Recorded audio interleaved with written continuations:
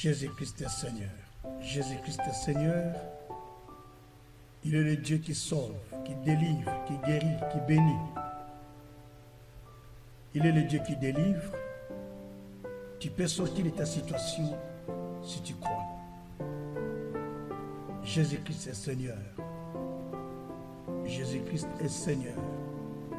Tu peux nous contacter au 0032 472 22 94 58 ou en français belge 0032 472 22 94 58. Les aveugles voient, les seigneurs opèrent des choses qui sont surnaturelles. Ils délivrent par la puissance de la parole.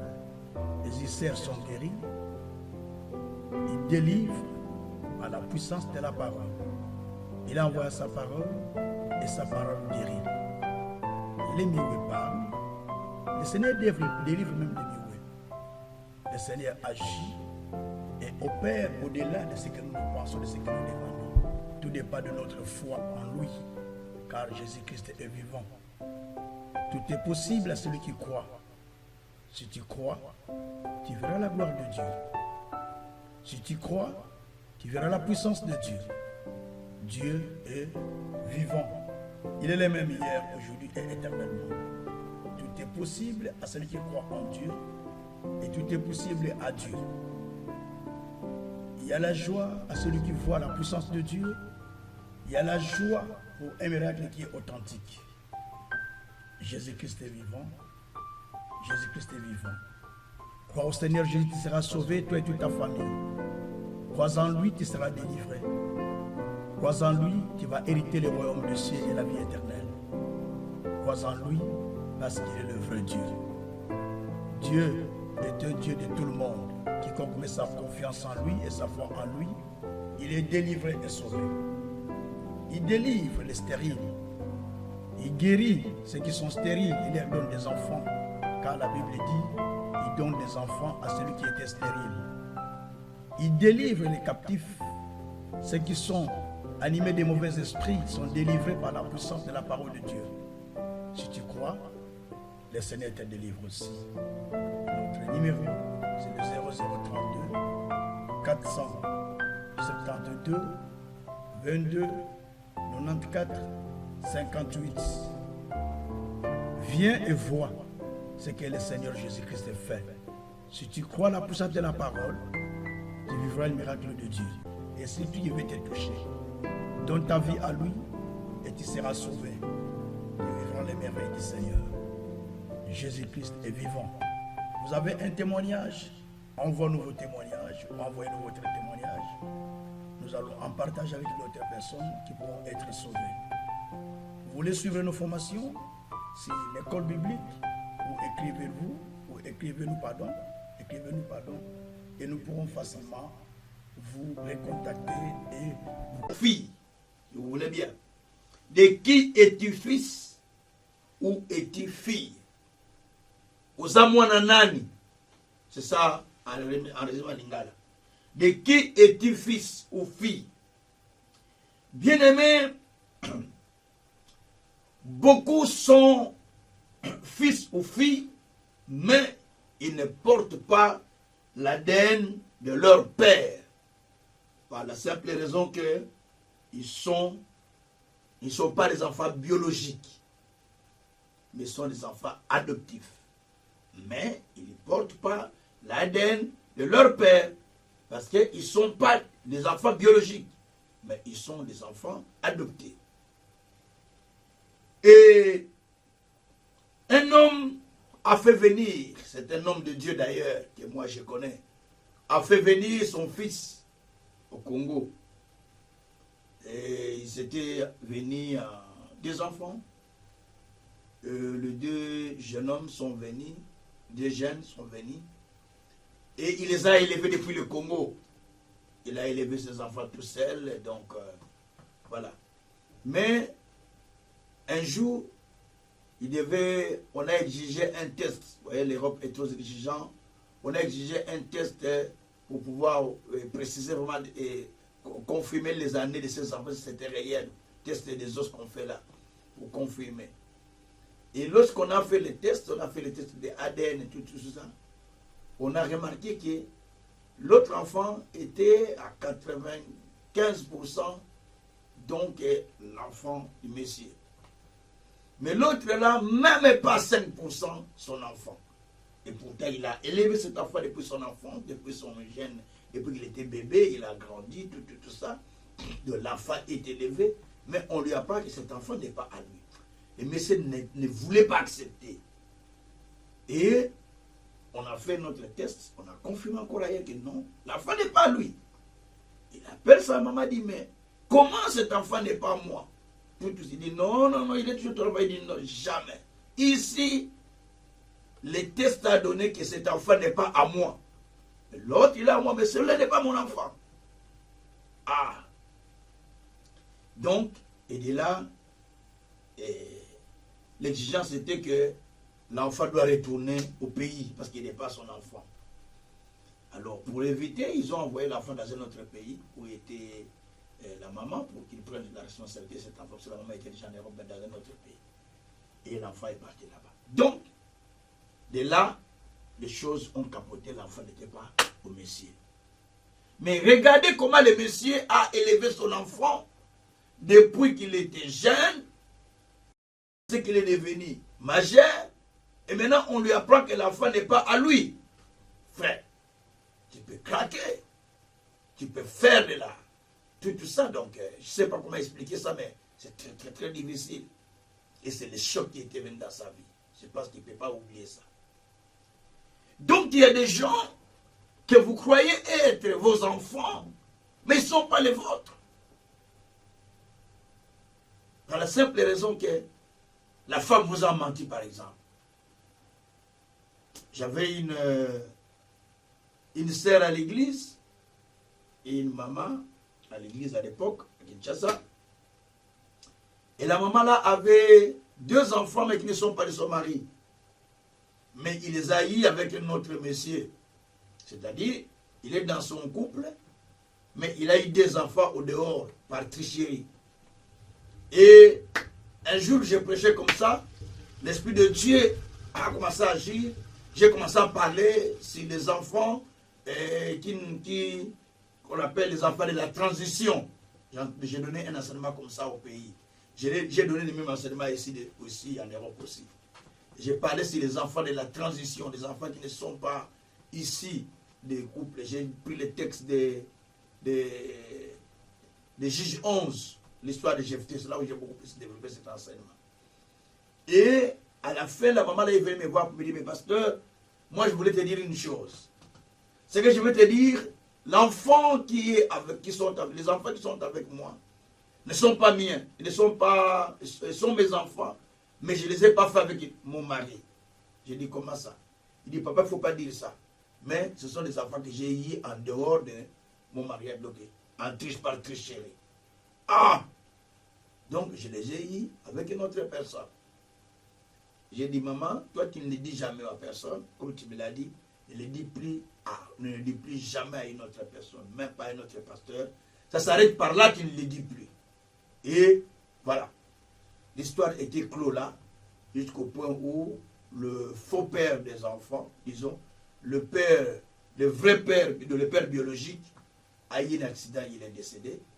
Et le faux père, donc le mari de la dame, a continué à élever les enfants comme ses enfants.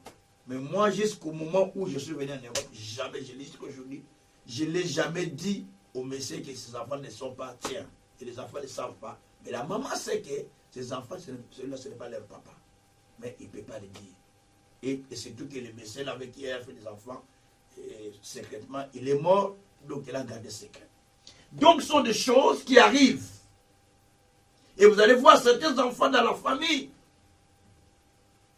ils n'ont pas les comportements que vous avez. Ils n'ont pas les caractères que vous avez. Par simple raison qu'ils n'est pas les vôtres. Ils portent un autre ADN. Et ça, c'est très important pour comprendre ça. Or, chaque enfant est porteur de l'ADN de son père. Chaque enfant est porteur de l'ADN de son père. Je parle du père que de la mère. Et c'est là très important. Et tout enfant qui est né est porteur aussi de l'esprit de celui qui l'a engendré.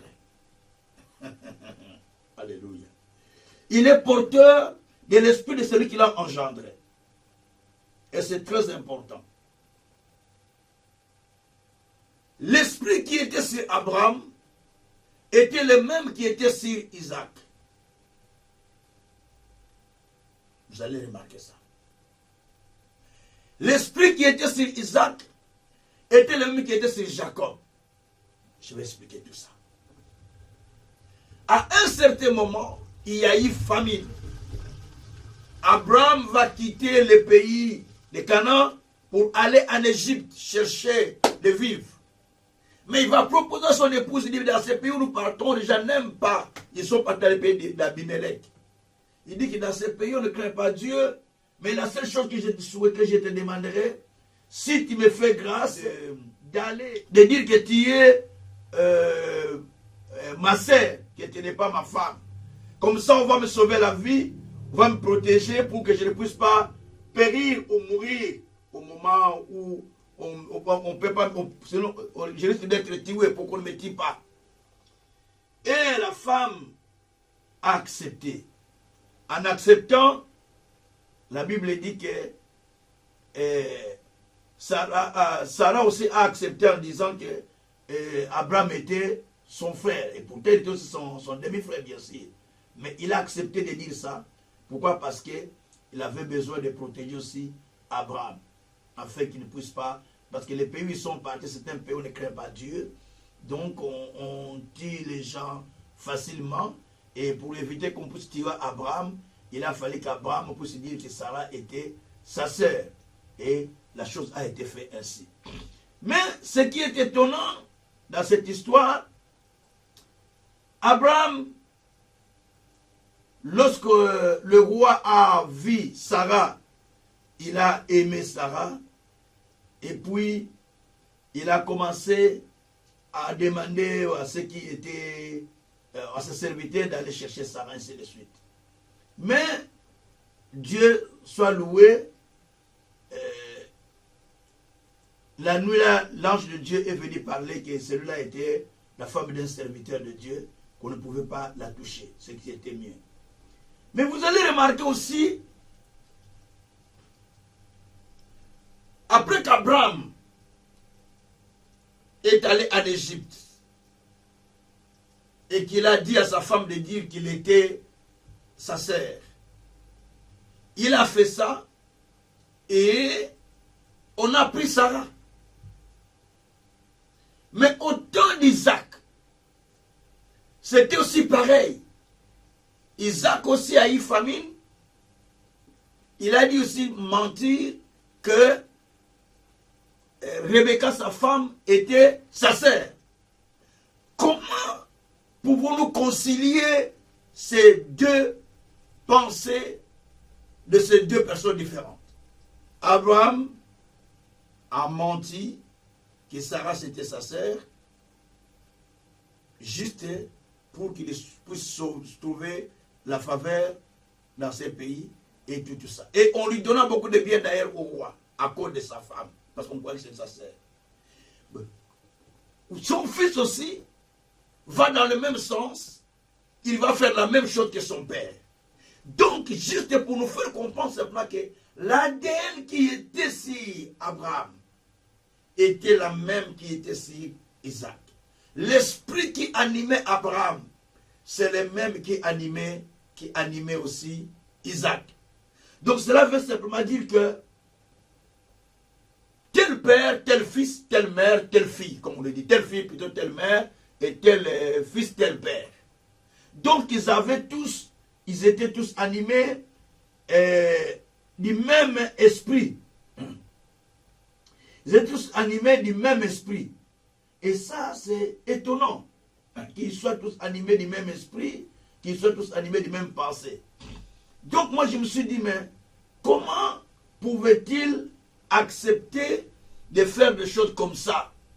Donc tous les deux, ils avaient la même pensée. Abraham, même pensée. Son fils Isaac, même pensée. Pourquoi? C'est parce que simplement, ils avaient le même ADN. Ils avaient le même esprit. Ils avaient la même pensée. Voilà, le même esprit. Et c'est ce qui s'est passé souvent. Alors, bien aimé, dans la Bible, vous allez voir que Jésus aussi dans Jean 8, au verset 19, Jésus, on lui a posé la question. Qui est ton père? Il dit, si vous me connaissez, vous connaissez aussi mon père. Donc, il a répondu que ceux qui me connaissent mon père. Donc, ceux qui vous voient, ils voient votre père. En vous voyant, on sait qui était votre père. Votre attitude, votre comportement, votre façon de vivre peut déterminer comment votre père était. Faites attention avec cet enseignement, c'est très important. Alors, bien aimé, chaque père transmet à son fils ou à ses enfants un héritage qui est spirituel. La Bible dit qu'il est juste. Laisse à ses fils et aux petits-fils un héritage. Nous sommes dans Proverbe 13, verset 22. Donc chaque père transmet quelque chose à ses descendants. Il transmet quelque chose qu'il laisse à ses descendants. Donc il imprime sur leur cœur, sur le cœur de ses descendants, une tradition, une culture, une religion. Donc voilà, il imprime beaucoup de choses. Vous allez voir des gens, certains disent que nous, depuis nos parents, comme la femme samaritaine qui a dit, depuis nos parents, on a toujours prié à la montagne, on a toujours prié. Depuis nos parents, on a bu cette eau, on a puisé de l'eau ici, depuis nos ancêtres. Donc, ils ont reçu une transmission de quelque chose de leurs ancêtres. Que Dieu soit loué. Donc, le père doit se reconnaître si son fils ou si sa fille. Il doit se voir et il doit se reconnaître dans son fils ou dans sa fille. Et c'est très important. Que Dieu soit loué. Alors, de qui est-il fils? Nous trouvons le verset qui parle de ça. Nous allons dans le livre de 1 Samuel 17. Nous sommes au verset 55 jusqu'au verset 58. 1 Samuel 17. On est au verset 55 jusqu'au 57. C'est là où nous trouvons ces textes qui nous parlent de ça. Mais il y en a beaucoup dans la Bible, mais nous prenons ces textes parce que c'est là où nous trouvons le thème que nous partageons avec vous. Que le Dieu Tout-Puissant soit encore loué. Merci Seigneur. Alors, je lis le texte de 1 Samuel, chapitre 17, verset 55. Je m'en vais jusqu'au verset 58. Je le lis au nom de Jésus-Christ. Lorsque Saul avait vu David marcher à la rencontre du Philistin, il avait dit à Abner, chef de l'armée, de qui ce jeune homme est-il fils? Abner. Est-il fils? Abner. Abner répondit, aussi vrai que ton âme est vivante, ô roi, je l'ignore. Informe-toi donc de qui ce jeune homme est fils, dit le roi. Et quand David fut de retour, après avoir tué les Philistins, Abner prit les prix et les mena devant Saül. Devant Saul ou Saül, c'est la même chose. David avait à la main la tête des Philistins, donc la tête de Goliath. Saul lui dit, de qui es-tu fils, jeune homme? Et David répondit, je suis fils de ton serviteur Isaïe le Bethlémite. Que Dieu soit loué. De qui est-il fils? Saül, lorsqu'il a vu David se lever pour aller combattre contre Goliath, il dit, ah, De qui est-il fils cet enfant, ce jeune homme, qui se permet d'aller combattre contre Goliath? Nous tous, nous n'avons pas réussi. Et deuxièmement, il dit à son serviteur, Abner, il dit, Abner, cherche à t'informer pour savoir de qui est ce jeune homme, de qui est-il fils. Et quand il a tué Goliath, il vient avec la tête à main, Abner, chef de l'armée, le prend, il l'amène auprès de Saül. Lorsque Saül l'a vu, il dit, de qui est-il fils? Et voilà, il répond, je suis le fils de ton serviteur Isaïe, le Bethlémite. Merci Seigneur. Je suis fils de ton serviteur Isaïe, le Bethlémite. Il a donné l'identité de son père. Il a précisé, mon père est Bethlémite.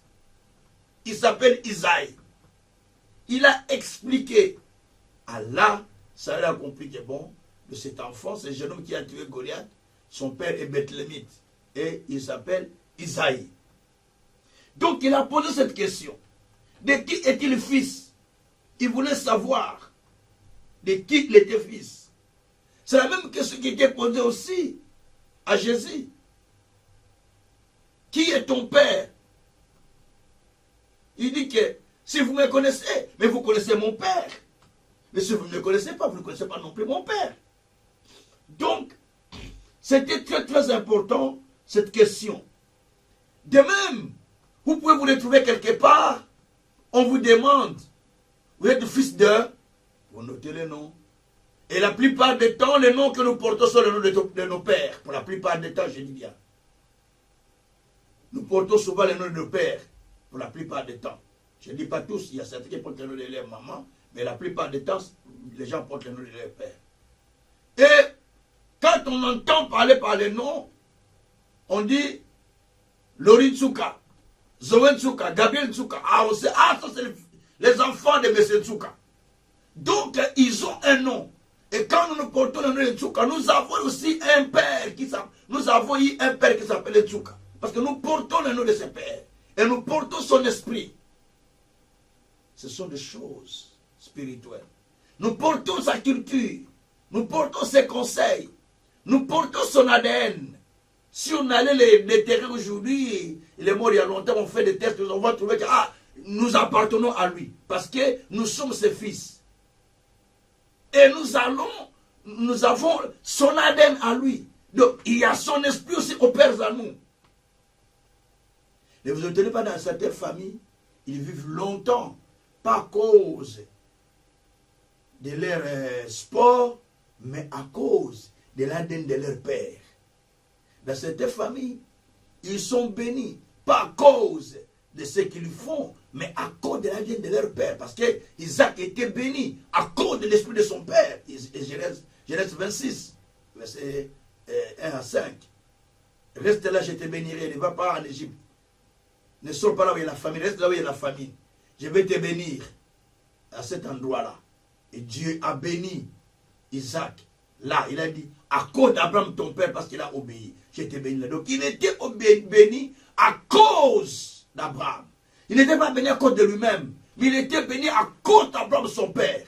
Et vous allez voir aussi de même, lorsqu'on voulait faire du tort à Jacob, lorsque Laban voulait faire du tort à Jacob, l'ange de Dieu lui est apparu en lui disant, ne fais pas, Genèse 32, ne fais, oui, Genèse 32 je pense, ne fais pas du mal à mon serviteur, ne parlez même pas en mal à tes serviteurs. Et quand il est arrivé chez Laban et chez Jacob, il dit à Jacob, quand il a croisé Jacob, il dit, Jacob, ma main est puissante pour te tuer, mais le Dieu de tes pères m'a empêché de ne pas te faire du mal. Je l'ai prêché déjà la semaine passée, cela. Donc tout cela, pour nous faire comprendre à combien la puissance de Dieu est forte pour pouvoir opérer, agir. Nous sommes dans Genèse 31 là. Genèse 31 là, je veux dire. Genèse 31. Donc, vous voyez donc, il voulait faire du tort, mais l'esprit de Dieu, l'esprit de Dieu, du père de Jacob, était présent pour empêcher le mal qu'on voulait faire à Jacob. Que Dieu soit loué. Alors, bien-aimés, De qui est-il père? De qui est-il fils plutôt? De là, nous ressortirons beaucoup de choses, beaucoup d'éléments. Le père doit reconnaître, doit se reconnaître à son fils. Il doit se voir à son fils. Il doit se voir que là, je me vois. Là, c'est moi. Là, c'est ma partie de moi-même. Là, c'est moi qui opère. C'est pourquoi vous allez voir, Abraham a creusé des puits, Genèse 28, Genèse 26. Abraham a creusé des puits. À partir du 12e verset, vous descendez. La Bible dit qu'Isaac s'aima dans ce pays-là. Il devint riche. Mais les Philistins allèrent et ils comblèrent tout le puits qu'Abraham avait laissé. Mais le fils, quand il est venu, Isaac, il a recreusé les mêmes puits. Il n'est pas allé ailleurs. Il a recreusé les mêmes puits. Donc il a creusé de nouveau les mêmes puits. Parce qu'il opérait dans l'esprit de son père. Il a creusé les mêmes puits. Et en creusant, les Philistins qui autrefois avaient lambré, avaient comblé le puits, ils sont venus encore combler des puits. Quand ils creusaient, ils disaient, ah, ça c'est notre eau. Ah, quand ça se dit, ah, ça c'est notre puits, ça c'est notre eau. Donc ils prenaient de l'eau, quand ils creusent, c'était le temps de la famine, quand ils creusent pour avoir de l'eau, et ils s'accaparent de ces puits. Quand ils creusent, ils s'accaparent des puits. Jusqu'au point où il va creuser le tout dernier puits, qui s'appelait Rehoboth, vous voyez que Dieu m'a mis au large. Et il a été béni grandement. Et les Philistins ont constaté la bénédiction sur Abraham. Et c'est par sur Isaac. Et le roi est allé chercher l'immigré, Isaac, pour pouvoir faire l'alliance avec lui. Genèse 26, la partie verset 18. Il est allé chercher l'immigré Isaac pour faire l'alliance avec lui. Parce qu'il a dit que Dieu était avec lui. Pourquoi il était béni comme ça? Parce que l'esprit de son père Abraham opérait en lui. Il opérait dans l'esprit qui agissait sur l'alliance que Dieu avait fait avec Abraham. Et comme il opérait dans cet esprit-là, Dieu ne pouvait que confirmer la parole. Dieu ne pouvait que confirmer les choses. Isaac était sage. Il n'a pas voulu aller creuser d'autres puits. Il creusait là où son père avait creusé. Il creusa, il creusa, il creusa, il creusa. Ils ont compris, mais ils continuaient à creuser, à creuser, à creuser. Et Dieu a continué à bénir Isaac. Et il est devenu riche, plus riche et fort riche, dit la parole dit Seigneur. Que Dieu soit loué. Alors nous allons voir encore une autre personne dans 2 Rois 5, au verset 15. Vous allez jusqu'au verset 24 à peu près. On nous parle de l'histoire de Naaman. Naaman était un général syrien qui était atteint de lèpre. Un des servantes qui travaillait avec sa femme, elle dit à la femme de Naaman, ah, si mon maître était chez nous, le prophète Élisée les guérirait déjà facilement. Alors, la nouvelle est allée et la nouvelle est arrivée aux oreilles de Naaman. Naaman en avait parlé au roi de Syrie. Et le roi de Syrie dit, je vais t'envoyer là-bas et on va te guérir. Mais il n'a pas envoyé directement Naaman auprès d'Élisée. Suivez-moi bien. Mais il va écrire une lettre. Voilà le respect des choses. Il va écrire une lettre. Il envoie le courrier au roi d'Israël pour lui dire que je t'envoie Naaman pour le guérir. Sachant que Naaman était chef de l'armée, chef d'état-major. Il dit, je te l'envoie pour que tu le guérisses. C'est lui qui était le chef de l'armée. Donc, voir Naaman débarquer dans un pays et qui sont déjà des ennemis, les voir débarquer chez vous et eux qui sont des ennemis, de ce vous, ça provoque une guerre. Le roi, quand il a les courriers, il a dit, ah, ce type, il nous fait la guerre.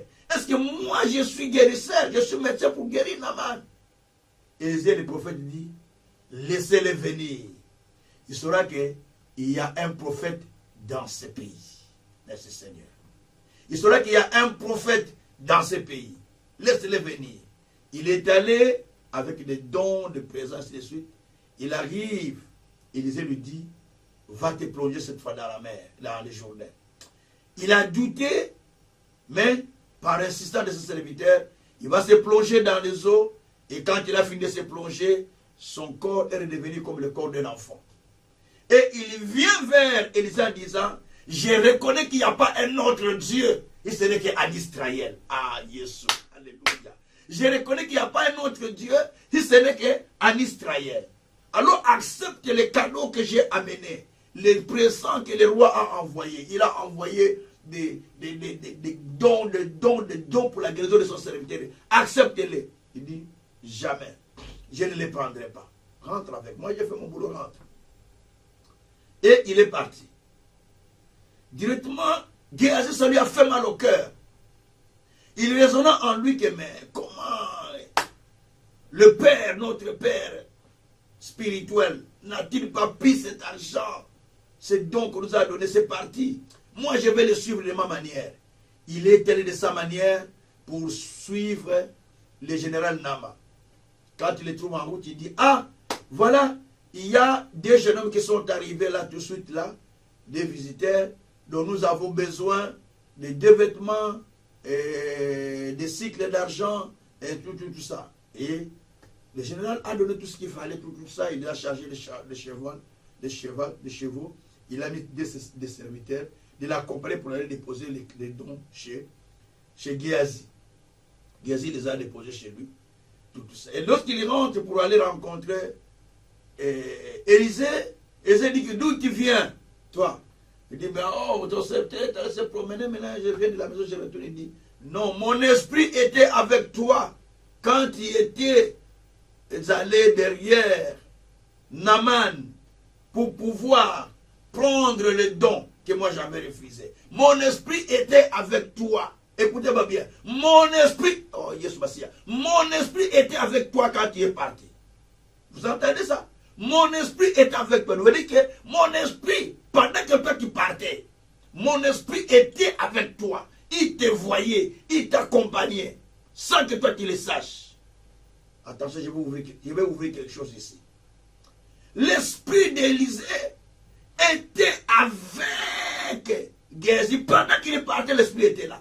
Mais Géasi est allé faire ce qu'il ne pouvait, ce que le maître a refusé. Et pourtant, l'esprit d'Élisée était déjà sur Géasi. Et au même moment, Élisée dit, la lèpre de Naman, la lèpre qui a quitté Naman, viendra maintenant ta lèpre. Et la lèpre a, au même moment, la lèpre a pris Géasi. Il a dit ça, pas seulement lui, et toute sa maison. Et ses descendants. Tous, ils sont souffert de lèpre. Pourquoi? Parce que Géasi devait être porteur de l'esprit de Naman, de l'esprit d'Élisée. Mais, ne sachant pas, ignorant cela, et bien voilà, il va aller chercher les dons, ainsi de suite. Donc, il n'agit pas selon l'esprit d'Élisée, mais il agit selon ses sentiments, selon son esprit. Alors que le maître a dit qu'on ne va pas prendre ses dons, mais il part derrière. Oh, combien de fois des serviteurs font ça? Combien de serviteurs ont déjà fait ça? Il part derrière un membre de l'église, il va faire quelque chose. Il part derrière un membre de l'église, il va parler contre son leader. Il part derrière un membre de l'église, il va parler. Combien les enfants ont fait ça aussi? Il part derrière les gens, il parle des mal de son père, il parle des mal de sa mère. Combien de fois vous allez chez des prophètes qui vous disent, maman Nozandoki, papa Nozandoki, ton père est sorcier, ta mère est sorcière. Combien de fois avez-vous vécu ces choses? Mais pendant que vous faisiez ça, l'esprit de ce père-là qui vous a enfanté, l'esprit de cette mère-là qui vous a enfanté, est avec vous. Est avec vous. Pendant que vous parlez contre elle, pendant que vous parlez contre lui, mais l'esprit de celui qui vous a enfanté est avec vous. Et il vous connaît cet esprit sans le savoir. C'est ce qui s'était passé avec Géasi. Donc Géasi, finalement, est devenu lépreux parce que l'esprit d'Élisée était avec lui. Et en réalité, l'esprit d'Élisée devrait être avec lui parce qu'il était fils du prophète. Fils du prophète Élisée. Donc c'est lui qui était censé de succéder à la place d'Élisée. Mais il n'a pas saisi. Il n'a pas compris. C'est lui qui était censé de bénéficier de la grâce, de l'onction, des capacités d'Élie. Mais il n'a pas compris. D'ailleurs, la preuve va dire que lui, il racontait le miracle qu'Élisée avait fait auprès du roi Akab. Il racontait le miracle. Comment il a ressuscité l'enfant de la femme de Sinamite. Comment il a guéri beaucoup de gens. Comment tout ça. Il racontait. Mais lui-même, quand l'enfant était mort, on lui a envoyé avec les bâtons d'Élisée pour aller ressusciter. Il n'a pas réussi. Il est parti avec les bâtons qu'Élisée utilisait pour faire des miracles. Il n'a pas réussi. Pourquoi il n'a pas réussi? Parce qu'il ne marchait pas avec l'esprit d'Élisée. Il est avec Élisée, mais il ne marchait pas avec l'esprit d'Élisée. Attention bien les frères et sœurs. Vous êtes dans votre congrégation. Vous êtes dans votre église. Vous êtes n'importe où. Vous écoutez cette parole. Peut-être vous écoutez cette parole pour vous aider, pour vous instruire, pour vous enseigner. Vous écoutez la parole, vous suivez les enseignements, mais vous ne marchez pas dans l'esprit de ce qu'on vous a enseigné. Vous ne marchez pas dans l'esprit de ce qu'on vous a dit. Bien aimé, ça vous crée déjà des problèmes. Ça vous crée des problèmes. N'attendez pas que Dieu descende du ciel. Alléluia, j'attends que Dieu me parle. Oh frère, quelle incrédulité. Quelle incrédulité. Quelle incrédulité. Dieu va te parler comment? Tu peux me dire Dieu va te parler comment? Mais Dieu passe au travers des serviteurs, non? N'as-tu pas encore lu Ésaïe, chapitre 9, versets 7 à 8? Dieu envoya une parole à Jacob. Et tout Israël en a pris connaissance. N'a-t-il pas lu Osée 12, verset 13? La Bible dit que Dieu a délivré Israël par les prophètes. Et c'est par les prophètes qu'il a gardé. Toutes ces choses n'a pas lu. N'a pas lu que de toutes les paroles que Dieu a dit par Moïse, aucune d'elles n'était restée sans effet. 1 Roi 8, verset 56. Il a dit à Moïse une parole. Aucune n'est restée sans effet. Pour ceux qui ont obéi, pour ceux qui ont compris, pour ceux qui se sont dit, ah, ce sont l'Esprit de Dieu qui parle au travers de cette personne. Ils ont été bénis. Mais pour ceux qui se sont opposés, vous connaissez la conséquence. La terre s'était ouverte. Plus de 250 familles ont été englouties. Parce qu'ils n'ont pas fait ce que l'Esprit de Dieu parlait. Bien-aimés, les gens aiment aller à l'église, aiment prier, mais ils sont séparés de l'esprit. Ils sont séparés de l'esprit de leur père ou de leur maître. Ils n'ont pas les yeux fixés sur ce que le maître dit. C'est pourquoi dans Psaume 123, verset 2, la Bible dit que les yeux des serviteurs sont fixés sur les mains de son maître. Les yeux, les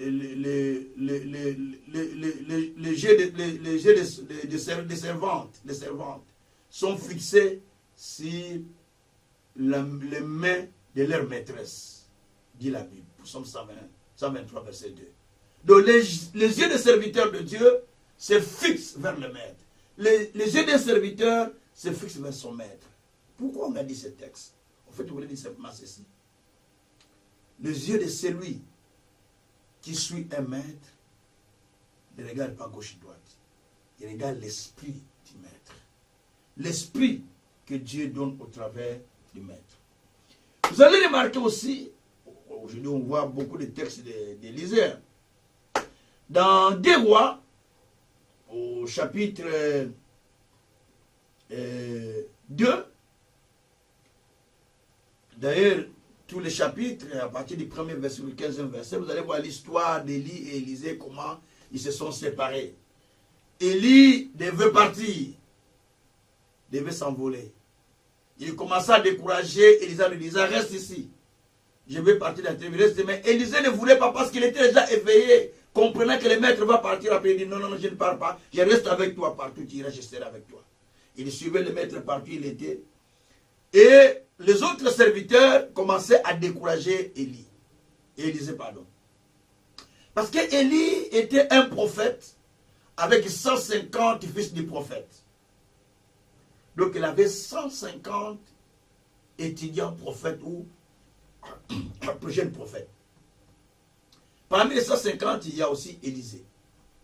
Et lorsqu'il partait, beaucoup disaient à Élisée, mais le maître va partir. Laisse-les partir. Laisse-les partir. Il décourageait Élisée. Mais Élisée disait, laissez-moi. Je vais partir avec lui. Le maître lui-même décourageait aussi Élie. Il ne voulait pas. Le maître le décourageait pour qu'il reste. Et les autres aussi le décourageaient pour qu'il reste. Il ne voulait pas. Il continuait à aller. Écoutez-moi bien aimé. En y allant, il va arriver au Jourdain. Le maître a pris les manteaux, l'a frappé. Les Jourdains s'étaient séparés, ils ont traversé. Et de là, le maître dit, mais j'ai vu comment tu étais persévérant. Demande-moi ce que tu veux. Il dit, maître, donne-moi le double de ton esprit ou de ton onction. Il dit, ah, tu me demandes une chose dire, mais si tu me vois quand je serai enlevé, alors la chose te sera faite ainsi. Les yeux d'Élisée étaient fixés sur Élie. Il avait les yeux fixés sur Élie. Il ne voulait pas éloigner les yeux sur Élie parce que Élie devait s'envoler. Tout le temps, il était fixé sur Élie. Jusqu'au point où Élie lui a dit que si tu me vois quand je serai envolé, tu vas voir la chose. Il s'est envolé. Et quand il a vu le père s'envoler, il a dit, mon père, char de cavalerie. Et Élie, avant de monter sur le char qui est venu le chercher, il a laissé tomber son manteau. Il a pris le manteau. Parce qu'il ne pouvait pas retourner avec le manteau. Qu'est-ce qu'il va faire avec? Là-bas aussi, il n'a pas besoin de manteau. Élie est parti. Élisée est resté avec les manteaux. Élisée a frappé son tour aussi. En frappant, il n'a pas dit, mon Dieu, mon Dieu. Non, non, attention. S'il a dit ça, le Jourdain n'allait pas obéir. Mais il a utilisé l'esprit de son père, l'ADN du père. Attention, il faut avoir l'ADN de ton père. Il a utilisé l'ADN d'Élie, l'esprit d'Élie, en disant, où est le Dieu d'Élie? Il n'a pas dit, où est mon Dieu? Il a dit, où est le Dieu d'Élie? Il a frappé. Les autres se sont séparés. Les hommes ont obéi parce qu'on a invoqué le Dieu d'Élie. Ça va bien. On a invoqué le Dieu d'Élie. Dans certaines situations, dans certaines épreuves, n'invoque pas ton Dieu. Invoque le Dieu de maître. Je cite, invoque le Dieu de ton maître. Il va agir rapidement parce que tu as manifesté une forme d'humilité. Une forme d'humilité, une forme de reconnaissance de la grâce. Une forme de reconnaissance de l'autorité divine. Et Dieu descendra rapidement. C'est pourquoi Dieu a ouvert le Jourdain. Et le Jourdain était ouvert. Il a traversé. En traversant, au verset 15, la Bible dit, les serviteurs d'Élie, les fils du prophète, qui étaient restés de l'autre côté, quand ils ont vu Élisée venir, traversant les eaux séparées, ils ont dit, ah ah, l'esprit d'Élie est resté sur lui. Donc il n'y a plus d'inquiétude. Le maître est parti, mais son esprit est resté sur lui. Alors que nous étions au même niveau tous. Nous étions tous au même niveau. Mais l'esprit du maître est resté sur lui. Pourquoi? Parce qu'il avait des yeux fixés vers le maître. Ses yeux étaient fixés vers le maître. Et la Bible dit que l'esprit d'Élie est resté avec lui. Bien aimé. Ce que je vous enseigne, c'est un enseignement très très important. Quel ADN as-tu? Tu as l'esprit de qui? Élisée, on dit que l'esprit d'Élie est resté sur lui. Jean-Baptiste, avait l'esprit d'Élie sur lui. C'est ce que dit les Écritures. Qu'il viendra avec l'esprit d'Élie. Il avait l'esprit d'Élie sur lui. Vous voyez un peu ça? Moïse a imposé la main à Josué.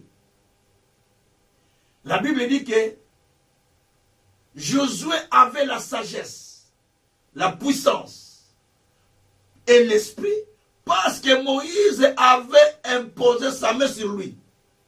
Nous sommes dans Deutéronome chapitre 34, verset 9. Il avait tout cela parce que Moïse avait imposé sa main sur lui. Donc il avait reçu la gaine de Moïse. Ce qui fait que la Bible dit que je serai avec toi partout où tu iras. Là où tu poses tes plans de pied, il te sera donné en possession, comme je l'avais déjà promis à Moïse. Ah! Donc partout il va partir, Dieu sera avec lui, pas à cause de ses prières, mais à cause de ce que Dieu a dit par Moïse. C'est pourquoi il est dit dans 1 Roi 8, verset 56, que de toutes les paroles que Dieu a dit par Moïse, aucune d'elles n'était restée sans effet. Parce qu'il a dit par Moïse, et cela s'est accompli. Et c'est très important. Lorsque vous ne comprenez pas ça, vous allez négliger le Père. Vous allez négliger les maîtres. Vous allez négliger les gens que Dieu a mis devant vous pour votre bénédiction. Sans le savoir que c'est par eux que Dieu veut vous bénir. C'est par eux que Dieu veut vous toucher. C'est par eux que Dieu veut vous rencontrer. C'est par eux que Dieu veut vous trouver. Mais vous n'avez pas fait attention. Vous avez négligé. Et la bénédiction est parce que vous dites, ah Seigneur, si je savais. Mais si tu savais, mais c'est trop tard. Si tu savais, mais c'est trop tard. Vous avez loupé la bénédiction. Et c'est des choses qui arrivent. Très souvent. Parce qu'on n'a pas fait attention à ce que Dieu nous a dit au travers de ses serviteurs. Que Dieu soit loué. Donc n'ayez pas le cœur de Géasi. Il convoite autre chose, mais l'esprit du maître nous dit autre chose. N'ayez pas le cœur de beaucoup de serviteurs de compagnie de la Bible, ou de serviteurs de croyants. Vous allez voir aussi Gédéon. Nous sommes dans Gédéon, dans Juge 7. La Bible dit que Gédéon a pris des serviteurs qu'il a rassemblés et qu'il a commencé maintenant à donner des instructions. Parce qu'il voulait aller combattre avec 32 000 personnes. Dieu dit 32 000 c'est beaucoup. Diminuez-les. Il a diminué 22 000 dit c'est beaucoup. Il a diminué encore. Dieu lui dit amène-les aux eaux. Ils vont boire de l'eau. Celui qui va laper de l'eau comme les chiens ne les prend pas. Celui qui va prendre de l'eau en debout, c'est celui-là qui va partir avec. Il a fait, il lui est resté 300 personnes. Dieu lui s'est passé 300 personnes qui je vais sauver la ville. Les gens pensent que c'est à beaucoup de personnes que Dieu va faire des miracles. Non. Ce n'est pas à beaucoup de personnes que Dieu peut vous bénir. Même si vous êtes paix, mais qui ont le même esprit, la même pensée, la même vision, le même esprit qui vous anime, vous allez faire des exploits parce que vous avez le même esprit qui vous anime.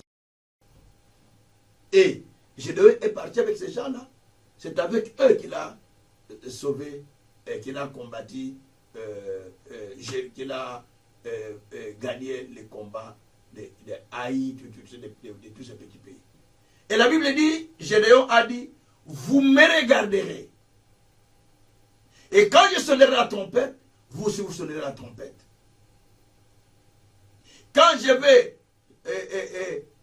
sonner la cloche, vous aussi vous sonnez la cloche. Quand je vais lever les flambeaux, vous aussi vous levez les flambeaux. Donc vous me regardez, vous me verrez, et vous ferez ce que j'ai fait. Ce que dit Français pour moi. Vous me regardez, vous verrez, et vous ferez ce que j'ai fait. Et ils ont fait cela. Et les paniques est entrée dans les camps des ennemis. Ils se sont enfuis et ils ont pris le pays facilement. Sans qu'ils aient combattu. Parce qu'ils ont regardé Gédéon. Ils ont vu ce que Gédéon faisait. Et ils ont fait ça. Ils ont trouvé les mêmes résultats. Ils ont eu les mêmes résultats. Que Dieu soit loué. Alors, bien aimé,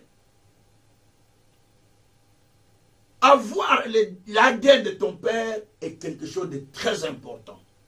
dans la vie chrétienne, nous devons avoir l'esprit de nos pères, l'esprit de ceux qui nous conduisent. Parce que l'esprit que Dieu dépose dans leur ministère, et c'est là qu'il va nous bénir. Dieu ne vous bénit pas par vous-même, mais Dieu vous bénit par l'esprit qu'il dépose sur le ministère.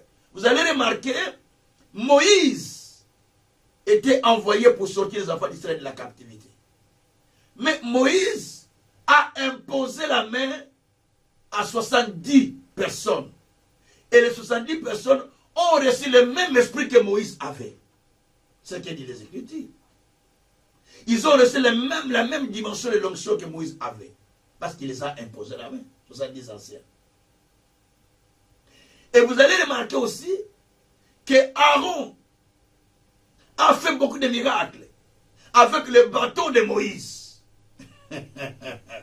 Avec le bâton de Moïse, Aaron a fait beaucoup de miracles. La parole de Dieu, merci Seigneur. Parce que il avait considéré l'onction qui était chez Moïse. Et peut-être c'était son frère cadet. Que Dieu soit loué. Donc, le serviteur doit regarder son maître. Le croyant doit regarder son père spirituel. Parce que Dieu déposera l'esprit. Souvent nous avons l'habitude, ah, mon père spirituel, il n'est pas bon. Il a des mauvaises paroles. Il est comme ça. Il est comme ça, il est comme ça. Frère, qu'il soit n'importe comment, qu'il ait l'argent ou pas, ou qu'il soit colérique ou pas, qu'il soit n'importe comment, mais sache que ce qui est important, Dieu dépose l'esprit sur lui. Parce que vous allez remarquer que Moïse était bégailleur. Il avait difficile à parler. Mais il utilisait son frère Aaron comme prophète. C'est lui qui parlait à la place de Moïse. Parce que lui, il était bégailleur. Mais il était envoyé par Dieu. Et vous allez voir que lorsque Marie et Aaron se sont opposés à lui, Dieu les a frappés de lèpre. Et Moïse a prié pour eux, pour leur guérison. Donc, vous voyez des choses comme ça. Donc, si vous entrez dans cette dimension-là, vous allez recevoir l'esprit du Père, la gaine du Père, qui va vous amener à vivre la guérison. Vous ne pouvez pas être attaché à une vision, à un ministère, à un homme de Dieu qui est vraiment un homme de Dieu, vraiment envoyé par Dieu ou loin de Dieu, sans que vous vivez les choses que Dieu lui a dit. Impossible. Impossible, impossible. Parce que vous devez vivre les choses que Dieu lui a dit. Ou vous ne croyez pas en lui, eh bien vous tombez dans la malédiction. Vous tombez dans la colère de Dieu à ce moment-là. Ou vous croyez, Dieu commence maintenant à vous bénir. Parce que vous croyez, vous appliquez ce qu'il dit, et Dieu vous bénisse. C'est pourquoi Moïse a eu le regret dans Acte 7, verset 25. Il pensait que ses frères comprendraient que Dieu va leur accorder la délivrance par ses mains. Mais ils ne comprirent pas ce que dit la Bible. Et cela a amené le regret de Moïse. Bien-aimés, lorsque vous avez la façon de voir, vous avez la même vision, la même façon de voir, vous allez recevoir la même puissance, la même gloire, le même miracle, les mêmes signes, les mêmes résultats. Vous allez remarquer, dans 2 Rois 6, à partir du verset 15 au verset 18, les rois de Syrie préparaient la guerre contre l'Israël. À chaque fois qu'il préparait la guerre contre Israël, il va faire l'embuscade. Et lorsqu'il va aller de ce côté pour faire l'embuscade à Israël, il trouve déjà les soldats d'Israël qui étaient déjà là-bas et il les tue, ainsi de suite. Ah! Le roi a dit, mais qui est au milieu de nous qui est en train de nous trahir? À chaque fois que nous faisons le plan, les Israélites sont déjà au courant. C'est qu'il y a quelqu'un qui trahit. Un des serviteurs dit, non, ce n'est pas que quelqu'un trahit. Ô roi, lorsque nous faisons la réunion ici, nous nous préparons, Élisée le prophète, qui est à Dothan, est déjà informé de tout. Et lui, il avertisse les rois d'Israël. C'est ce qui fait que nous ne pouvons pas le vaincre. Il a dit, ah, il est où? Il est à Dothan. Indiquez-moi l'endroit. Ils ont indiqué l'endroit. Il a envoyé des chars pour aller arrêter une seule personne. Il dit, allez, s'il faut les tuer, tuez-les, allez-les. Ils ont envoyé des chars et des chars et des chars de combat pour aller arrêter une seule personne, Élisée. ils ont envoyé des chars et des chars de combat pour aller arrêter une seule personne ou pour aller tuer une seule personne. Ils ont envoyé des chars de combat. Pas une seule char, mais des chars. Alors, très tôt matin là, le serviteur d'Élysée sortit dehors. Quand il sortit la ville était entourée par des chars partout. Il dit, maître, il y a des chars qui nous entourent partout. Donc c'est très dangereux. Aujourd'hui c'est fini. Les chars nous entourent partout. Et le maître a dit, ne crains pas. Ceux qui sont avec nous sont plus nombreux que ceux qui sont avec eux. Mais les serviteurs ne croyaient pas ça parce qu'ils voyaient les chars. Et Élisée a insisté que ne craignez pas. Ceux qui sont avec nous sont plus nombreux que ceux qui sont avec eux. Mais les serviteurs doutaient toujours, ils ne croyaient pas. Alors, Élisée a prié pour les serviteurs afin que ses yeux s'ouvrent. Quand ses yeux s'ouvrirent, il vit les chars que Dieu avait envoyés qui sont descendus du ciel, qui étaient plus que ce que l'ennemi avait. Et là, il a eu de l'assurance. Donc, vous voyez, il était avec les maîtres, mais il ne voyait pas comme les maîtres. C'est ça le problème. Hosanna, pasteur Nayo. Tu y es avec ton pasteur. Tu y es avec ton père spirituel. Tu y es avec ton mentor. Mais tu ne vois pas comme lui. Tu y es avec ton mari. Tu ne vois pas comme lui. C'est grave. Je vous dis, c'est grave. Je vous dis, c'est grave. Tu ne vois pas comme lui. Tu ne réfléchis pas comme lui.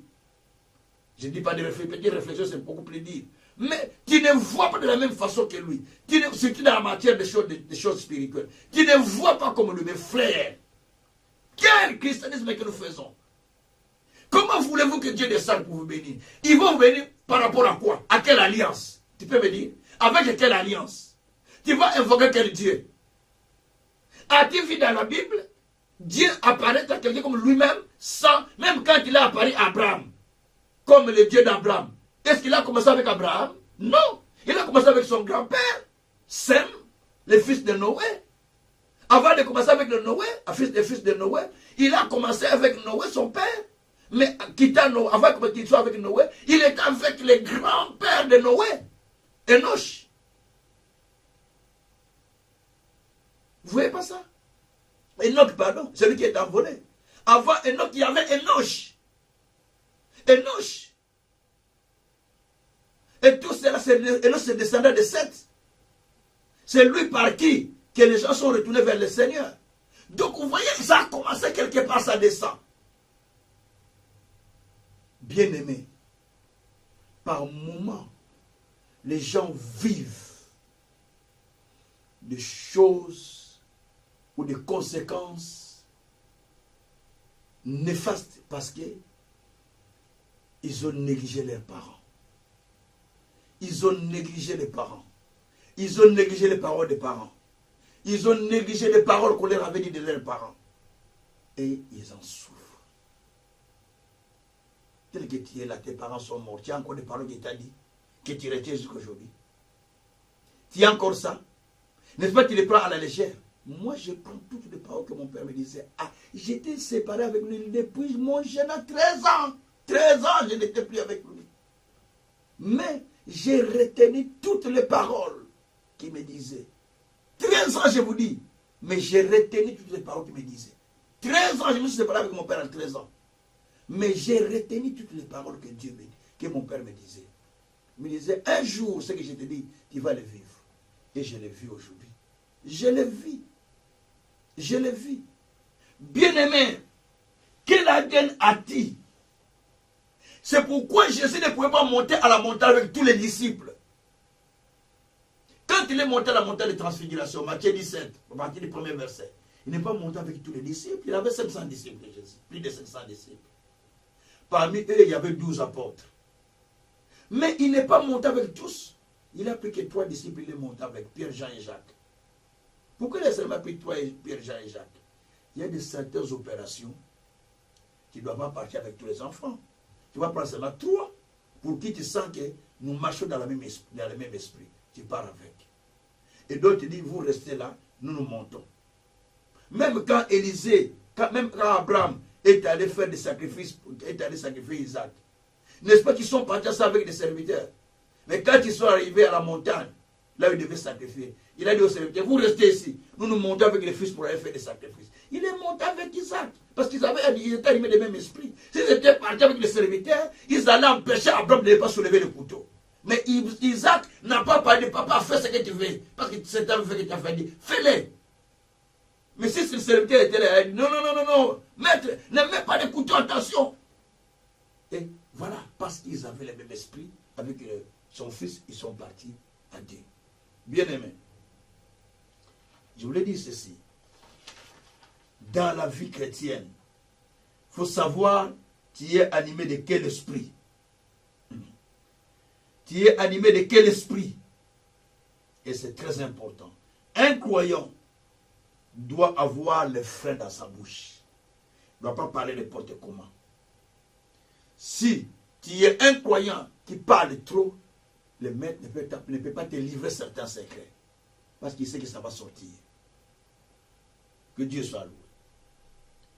Vous savez, dans 2 Rois 7, vous allez constater là-bas un autre serviteur du roi. Élisée a vu qu'il y avait la famine. Élisée prophétise en disant, demain, à cette heure, les choses vont baisser les prix. Lui ne croit pas aux paroles du prophète. Parce qu'il n'était pas animé avec l'esprit qui animait Élisée. Il dit, même si le ciel s'ouvrait, chose pareille ne peut pas arriver. Élisée lui dit, tu le verras, mais tu n'en mangeras pas. Les jours suivants, à la même heure, les choses ont été faites ainsi. Les lépreux sont venus avec la nouvelle que tous les ennemis sont enfouis. Et puis, ils sont ramenés les repas au pays. Et voilà, l'abondance est entrée au pays. Lui, dès que la nouvelle est venue, les gens courant pour entrer dans le palais royal, dans l'entrée du palais royal, et ils l'ont piétiné, il est mort. Donc, il a vu les changements, il n'a pas vécu. Certaines personnes ne vont pas vivre les changements, ils ne vont pas vivre les changements que Dieu va faire avec vous. Ils vont les voir, mais ils ne les vivront pas. C'est-à-dire que quand Dieu va commencer à faire ça, soit Dieu les écarte, soit ils sont là, mais ils ne sont plus avec vous. Ils ne sont plus avec vous. Parce que pour Dieu, ils étaient incrédules à ce moment que Dieu vous parlait. Bien-aimés, il est vrai que quand vous regardez quelqu'un, vous faites ce qu'il fait. Juge 7, verset 16 à 19. Bien-aimés, pour clôturer, quand vous êtes dans 2 Timothée, chapitre 2, verset 1 à 3, Paul dit à Timothée, Timothée, mon fils, ce que tu as appris de moi, ou ce que tu as reçu de moi, confie-le à des hommes fidèles, capables de les transmettre à d'autres personnes. Si un fils ne transmet pas les valeurs que son père lui a données, ou les valeurs qu'il a apprises de son père, c'est qu'il a mal compris ce que le père lui a expliqué, ou il n'a pas maîtrisé ce que le père lui a expliqué. Bien-aimé, quand vous voyez Timothée, vous voyez directement Paul. Peut-être vous le lisez dans les Écritures, mais bien lire les Écritures. Timothée était un évangéliste puissant. Agissait avec sérieux et intégrité. Écoutant Paul. Respectant Paul. Obéissant aux instructions qu'on lui donnait. C'est pourquoi Timothée est celui qui avait beaucoup appris de Paul et qui était devenu puissant. Mais Paul ne l'a pas trouvé, ce n'est pas Paul qui l'a créé, qui l'a enfanté dans la foi. Il était déjà dans la foi, mais Paul l'a pris, il l'a formé. Et il a eu la dette de Paul. Il a commencé à servir avec puissance. Paul l'utilisait dans beaucoup d'actions. Parce qu'il était un serviteur qui écoutait, qui avait reçu l'esprit du Père. Bien-aimé, de qui es-tu fils? De qui es-tu fils? Paul lui-même a dit dans Romains 1, verset 11, je viendrai vers vous pour vous communiquer quelques dons. Paul a parlé de venir vers les serviteurs pour leur communiquer quelques dons. Et la Bible dit que nous avons auprès du Père l'accès dans un même esprit. Nous avons l'accès auprès du Père dans un même esprit. Éphésiens 2, verset 18. Et dans Genèse 27, verset 38, Ésaü pleura lorsqu'il est allé chez son père. Son père dit, il va chez son père pour demander la bénédiction parce que Jacob venait de prendre toute la bénédiction. Il est parti. Il dit à son père, n'as-tu pas une autre bénédiction que ça, papa? Il dit, non, je n'ai plus rien que ça. Il dit, ah! La Bible dit que Ésaü plaira. Ésaü plaira. Mais pourquoi Ésaü doit pleurer? Parce que Jacob est parti, mais vite. Tous les biens sont restés là-bas. L'enclos du père est rempli de bécailles. Tout est resté. Mais pourquoi il doit pleurer? Parce que tout est resté là-bas. Non. Ésaü avait compris. L'esprit du père était parti avec mon petit frère. Il avait compris que l'esprit du père est parti avec Jacob. La bénédiction du père est partie avec Jacob. Donc moi je suis resté là. Donc je n'ai plus la bénédiction de mon père, de mon père Isaac. Il est parti avec Jacob. Il a compris. C'est pourquoi il a pleuré. Il n'y a pas plus de choses qui ont plus de valeur que l'esprit que Dieu dépose sur vous. On peut vous donner de l'argent. On peut vous donner tout. Mais l'esprit là, qu'on vous transmet par la parole prophétique, par la bénédiction, tout ça, est supérieur à l'argent, supérieur à des choses que vous pouvez avoir. Et c'est très important. Il y a beaucoup de gens, vous allez voir que, ayant compris ces choses, ils ont cherché à se remplir de l'ADN de leur père, de l'esprit qui anime leur père. Parce que quand ils saisissent cela, c'est là qui amène le miracle dans sa vie. C'est là qui amène la gloire dans sa vie. Je vais te poser une question. Tu pries dans quelle église? Quel est l'esprit de ton pasteur? L'esprit que Dieu a déposé dans votre ministère. Ça vous appelle l'ADN, non? Il faut connaître. Jésus a dit, l'esprit du Seigneur est sur moi. Il m'a oué pour annoncer la bonne nouvelle aux pauvres. L'esprit du Seigneur, l'esprit du Père est sur moi. Il m'a oué pour annoncer la bonne nouvelle aux pauvres. Donc, il a compris l'esprit qu'il avait reçu. Et dans Ésaïe 11, la Bible dit que l'esprit de sagesse, l'esprit de connaissance, l'esprit de paix, l'esprit de gloire était sur Jésus-Christ. Il avait cet esprit qui était sur lui. Il avait compris ce qu'il a reçu des pères. Si tu ne comprends pas l'esprit que tu as reçu dans la foi, si tu ne comprends pas l'esprit que tu as reçu de Dieu, tu vas commencer à chercher à prier par-ci, par-là, tel pasteur, tel quoi, parce que tu ne sais pas quel esprit as-tu reçu de Dieu. Il faut comprendre quel est l'esprit que tu as reçu, quel esprit que tu as reçu de Dieu. Même Éphésiens dit ça. L'esprit que nous avons reçu le jour de la rédemption. Les disciples de Jésus, n'est-ce pas qu'ils avaient reçu l'esprit de Jésus? Qu'il a payé pour eux, il a dit, recevez l'esprit. Ils ont reçu l'esprit. Les disciples de Jean-Baptiste, n'est-ce pas qu'ils ont reçu l'esprit qui était chez Jean-Baptiste?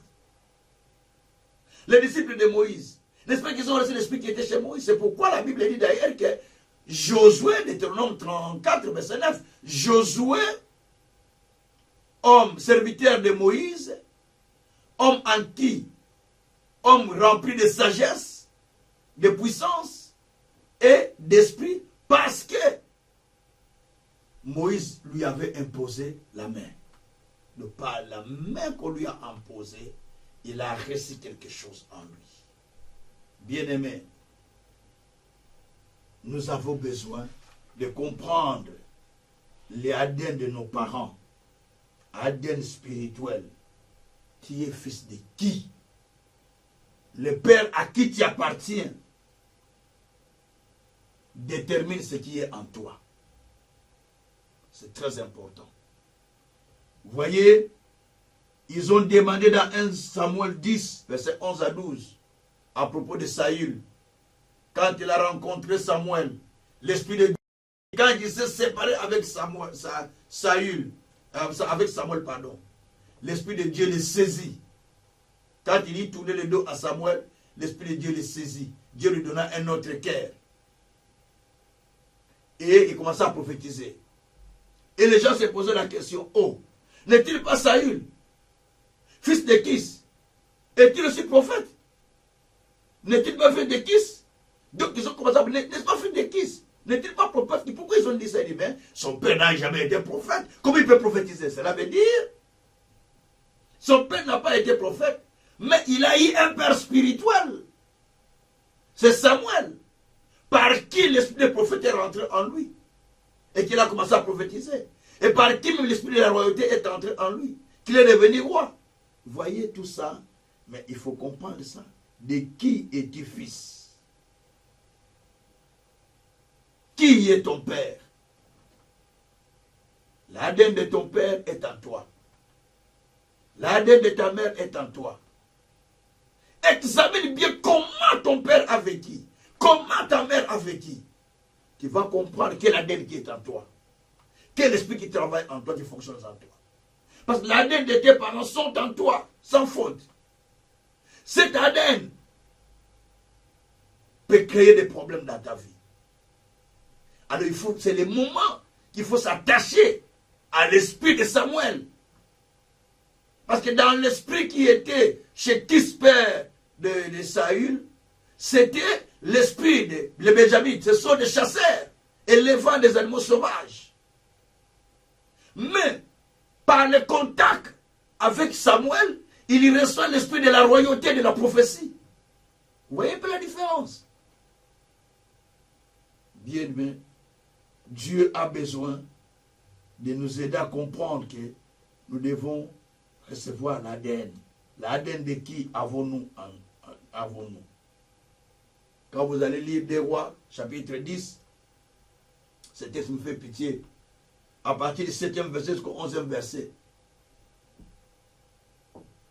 La Bible dit, Jéhu a tué 70 ou 70 fils d'Akab, selon l'ordre que Dieu lui avait donné.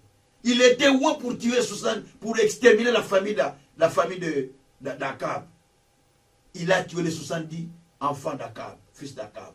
Même tout ce qui était les grands d'Akab, tous les a tous tués. Et ils ont demandé de prendre un des fils d'Akab et de le mettre à la royauté. Mais les gens ont eu peur parce qu'ils ont vu comment Jéhu était puissant. Ils ont dit, si on ose ici, c'est terrible. Après, ils ont dit, non, nous sommes tes serviteurs, fais de ce que toi tu veux de nous. Et puis, il a dit, ok, comme ça, si vous m'aimez vraiment, vous m'obéissez, prenez tous les enfants d'Akab, coupez chacun la tête, amenez-moi la tête demain. Ils ont coupé la tête de tous les enfants d'Akab qui vivaient chez les grands du pays. Ils ont amené. Et quand ils sont arrivés, Akab dit, je dis, ah, donc vous avez fait ça à votre maître. Et bien moi, je vais vous venger aussi, je vais vous tuer. Il a tué tous les grands et leurs enfants et les descendants. Tous ils sont morts, et les grands, et leurs enfants, et les enfants des rois. Tous. Donc aucun membre de cette famille d'Akab était resté. Tout était tué. Pourquoi? Même ceux qui venaient pour dire bonjour aux enfants du roi ou au roi, ils ont été tués. Pourquoi? Parce que ce que le Père a fait, cet esprit-là était resté au cesser les enfants. C'est pourquoi Dieu n'a pas voulu que les descendants d'Akab continuent à exister. Il les a tous tués. Il a dit à Jéhu de tout tuer. C'est la prophétie qu'Élie avait prononcée. Et tous étaient tués. Et Élie avait dit, celui qui sera sauvé par l'épée d'Élie, il mourra par l'épée de Jéhu. Donc, tous ils étaient morts. Pourquoi? Parce qu'ils étaient porteurs de l'ADN d'Akab. Certaines personnes, les parents d'où nous sortons, ont une mauvaise ADN. Et cet ADN-là crée des problèmes avec les enfants. Ont une mauvaise ADN et qui crée des problèmes avec les enfants. Bien-aimés, je vais m'arrêter par ici. Cet enseignement demande la réflexion. Juste la réflexion. La réflexion et tu décides. Tu es fils de qui? Qui est ton père? Qui est ta mère? Comment a-t-il mené sa vie? Quelle vie a-t-il mené? Mais l'esprit de ton père, l'esprit de ta mère, n'est-il pas en toi? C'est le moment qu'il faut qu'on parle maintenant. Qu'en acceptant Jésus comme Seigneur et Sauveur, nous sommes branchés à l'esprit du Christ. Nous sommes nés de nouveau. Nous sommes devenus esprits, nous sommes devenus un vent. Qu'il faut se détacher de l'esprit de ton père, de ta mère, pour s'attacher à l'esprit que Dieu dépose dans les ministères où vous êtes, dans la communauté où vous êtes, dans l'église où vous êtes. C'est là où c'est que Dieu attend de nous. Maintenant, vous vous attachez à cet esprit-là. Et Dieu maintenant va commencer à vous délivrer, à vous traiter, non selon l'esprit que vous avez acquis de vos pères biologiques, mais il vous traite selon l'esprit qu'il avait répandu sur vous, au travers des ministères, au travers de l'endroit où Dieu vous a mis. Et là, Dieu commence maintenant à vous traiter selon ce qu'il avait promis dans ses ministères, selon ce qu'il avait promis à ses serviteurs. C'est comme ça que Dieu travaille. C'est comme ça que Dieu traite les gens. Bien-aimé, es-tu fils de qui? Ou de qui es-tu fils ou fille? De qui es-tu fils ou fille? Examine-toi bien. N'est-ce pas les mêmes choses que ton père vit? Toi, tu les vis. Les mêmes choses que ta mère vit. Toi, tu les vis. Eh bien, il faut examiner pour comprendre de qui tu es fils. Et tu peux commencer maintenant à détruire cet esprit. Et c'est très important. Je vais m'arrêter par ici, afin que chacun de nous puisse prendre son temps de pouvoir prier son Dieu, prendre son temps de pouvoir se dire, Seigneur, moi j'ai compris, je vais saisir l'occasion de me tenir devant Dieu pour changer. C'est pas en vain que Dieu a dit dans Ésaïe, moi et le Fils que tu m'as donné, nous sommes des présages pour Israël. Donc, il faut comprendre ce que Dieu dit pour vous. Et moi, dans notre ministère, Dieu m'a dit, toi et les enfants que je te donne, vous êtes pour des signes de miracles. Vous serez grands.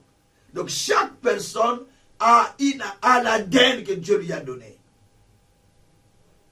C'est pourquoi dans les ministères, vous allez voir les mêmes choses que le Père fait, les mêmes choses que les enfants font. Quand vous allez dans le ministère du docteur Edipo, vous allez voir la même chose que lui enseigne, c'est ce qui est enseigné dans toutes les communautés, toute la communauté. Le même résultat, les miracles, les signes, et c'est le même que tous les enfants font de ce ministère. Parce qu'ils sont couverts par l'ADN de leur père. C'est ce qui se passe dans le ministère. Parce qu'ils sont que dans ce que le père a dit. Et c'est ce qui amène la bénédiction dans les gens. C'est très important. Tu ne peux pas vivre autre chose que ton maître. Non, impossible. Pierre a marché sur les eaux parce qu'il a vu Jésus marcher sur les eaux. Là où il n'y avait rien, mais il a jeté les filets selon les paroles que Jésus avait dit. Les poissons sont rentrés dans les filets. Et Dieu a confirmé ses paroles. Parce que Dieu confirme les paroles de ses serviteurs envoyés. Et c'est très important. Il a accompli ce qu'il a dit à ses envoyés. Ésaïe 44, verset 26. Il confirme ce que disent les envoyés. Et tout cela, ça nous montre comment nous pouvons vivre la grandeur de Dieu. Qui est fils de qui? Qui est ton père? Qui est ta mère? Comment c'est que ton père vit, toi tu continues à vivre ça? Comment c'est que ta mère vit, toi tu vis aussi cela? C'est qu'il y a quelque chose de mauvais. C'est là, dans certaines familles, la maman a été divorcée 4-5 fois, les enfants font la même chose. Le papa a été divorcé 3-4 fois, les enfants font la même chose. Le papa avait toujours des problèmes avec les gens, les enfants vont avoir des problèmes avec les gens. Vous voyez ça? Le papa avait telle maladie, les enfants c'est la même maladie. Vous voyez tout ça? Donc ça montre l'ADN, que vous avez la même ADN. Mais en Jésus-Christ, nous portons l'ADN de Christ. En Jésus-Christ, nous portons la puissance de Christ.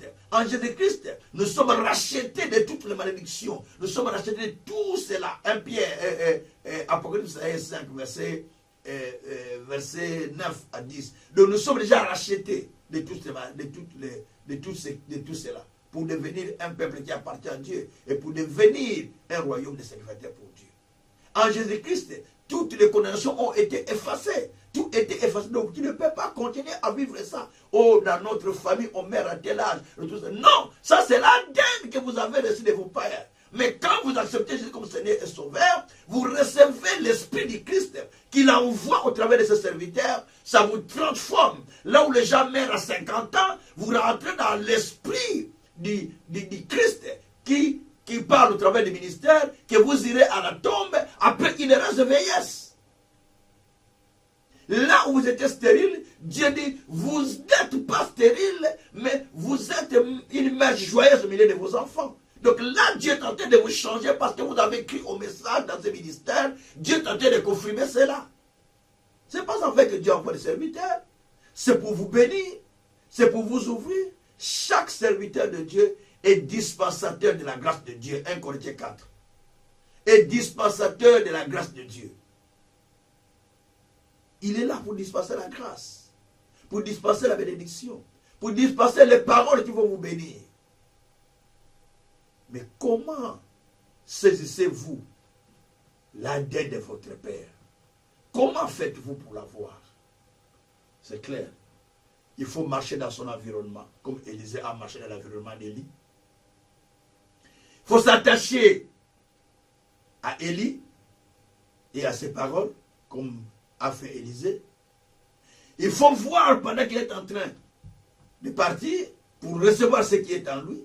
Et n'oublie pas, il faut accepter de traverser les jours et venir que même si vous passez par des épreuves, tu dis, je suis avec lui, je passe des épreuves, mais Dieu va finir par nous bénir. Et c'est ça, comment recevoir l'ADN. C'est ça aussi le secret de recevoir l'ADN de Père. Que Dieu soit loué. Je vais prier. Est-ce que vous êtes prêts aujourd'hui? Vous êtes longtemps demeuré dans cette situation. Ce n'est pas votre ADN. Nous, dans notre ministère, nous avons l'ADN d'aller libérer ceux qui sont retenus captifs. Et d'amener les gens à la gloire. De les former par la parole puissante de Dieu.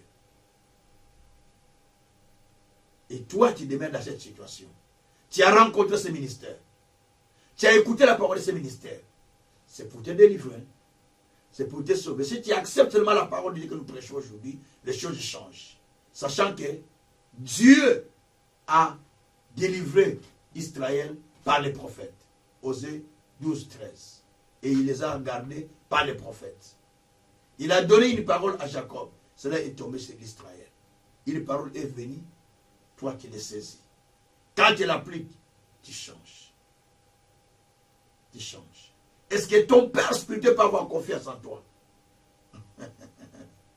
Est-ce que ton Père spirituel peut se reconnaître en toi que oh, ça c'est mon fils, ça c'est ma fille, ça c'est mon fils? Est-ce qu'il peut se reconnaître en toi? Est-ce que le pasteur peut se reconnaître en toi que toi tu es son fils? Un pasteur nous a prêché cela. Et il faut au Congo. Il a dit, est-ce que votre pasteur peut se reconnaître que vous êtes ses enfants? En quoi que vous êtes ses enfants? Si vous n'appliquez pas ce qu'il prêche, si vous ne mettez pas en pratique ce que Dieu lui a dit, en quoi allez-vous reconnaître? C'est un pasteur qui nous a prêché comme ça, docteur Onana, Nigérien. Il est venu nous prêcher à l'église. Il a dit, est-ce que ton père peut reconnaître ça?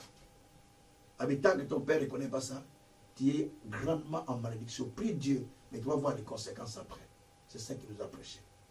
Il a commencé à démontrer ça. Je peux le démontrer dans la Bible parce qu'il nous a enseigné beaucoup de choses. J'ai tous ces enseignements dans le vieux cahier. Mais aujourd'hui, je vais te dire simplement que tu as l'ADN de ton père biologique. S'il a bien marché avec Dieu, gloire à Dieu. Mais tu dois avoir aussi l'ADN spirituel de ton père spirituel. C'est cela qui te bénit.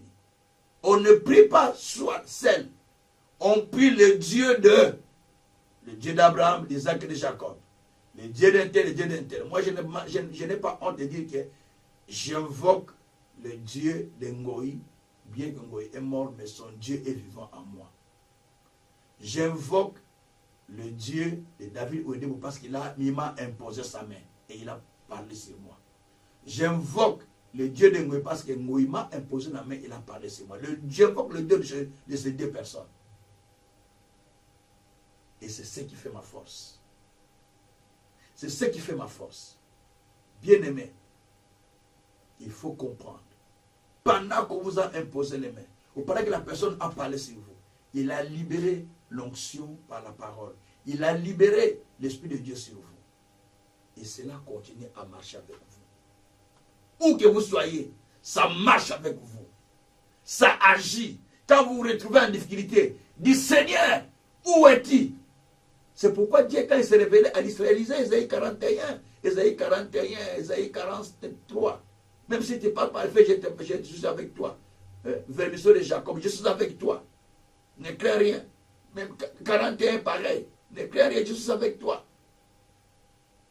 Donc, il donne l'assurance que je suis le Dieu de Jacob, je suis le Dieu d'Abraham, je suis le Dieu d'Éternel. Il donne Pourquoi Dieu donne l'assurance à ses enfants d'Israël? Parce qu'ils étaient dans l'alliance de leur père. Ils étaient portés de cette ADN. Mais lorsqu'ils s'écartaient de ce que le père avait reçu, qu'est-ce qui s'est passé? C'était le chaos total d'Israël. Voilà, bien-aimé. Je vais prier le Seigneur. Éternel Dieu, je te bénis pour cette parole. Tu as voulu que cela soit enseigné en ce jour pour amener le peuple, Seigneur, dans la foi et dans la compréhension de l'esprit d'Aden qui opère au milieu d'eux. Laisse que, Seigneur, notre Père, que cet esprit continue à opérer en chacun de nous. Glorifie ton Seigneur, notre Dieu. Magnifie-toi le Tout-Puissant, parce que tu es le souverain, pour Dieu, tu es le roi. Tu agis au-delà de ce que nous pensons et ce que nous demandons.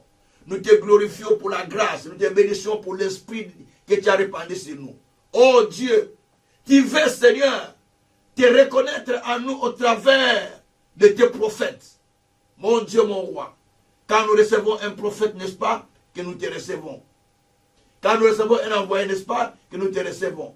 Seigneur, tu te fais reconnaître en nous au travers de tes prophètes. Et maintenant, nous aussi, nous recevons l'esprit du prophète qui habite en nous au travers des enseignements que nous avons reçus. Comme l'a dit l'apôtre Paul, en me lisant, vous pouvez vous aussi vous représenter de la même intelligence que j'avais reçue de la part de Dieu. Oui, Seigneur, nous voulons recevoir le même esprit que tu avais répandu sur Paul au travers de ses enseignements. De même, nous recevons le même esprit que tu as répandu, Seigneur, en nous, au travers des enseignements que tu nous as donnés. Remets cela aussi à toi, donne cela aussi à ton peuple, afin que nous puissions témoigner ton Seigneur. Merci, Seigneur, pour les guérisons de celles que tu es en train d'opérer à ce moment. Merci pour les miracles que tu es en train de faire. Merci pour la guérison de la justice. Merci pour celui qui était, Seigneur, en difficulté, qui était bloqué, qui est libéré. Merci, Seigneur, pour celui, oh Dieu, qui était animé de l'ADN de son père biologique, qui n'était pas une bonne, mais qui était une ADN qui lui amène en difficulté. Merci pour l'Esprit de Dieu qui est en train d'opérer pour le sortir de toutes ces manières. Éternel Dieu, je sais une chose. Lorsque Jacob a béni ses enfants, Seigneur, il a proclamé une parole, mais de malédiction, pas seulement de bénédiction, une parole de condamnation sur Ruben. Mais Moïse étant venu, il a annulé cela parce qu'il était envoyé de Dieu. Il a annulé la malédiction qui pesait encore sur Ruben parce qu'il était envoyé de Dieu. De même aujourd'hui, j'annule, je supprime toutes sortes de malédictions qui étaient proclamées contre ton peuple, qu'il a hérité de ses parents. Je l'annule, je le supprime au nom de Jésus-Christ. Et je proclame le progrès. Je proclame le succès. Je proclame la réussite. Je proclame la gloire de Dieu dans leur vie.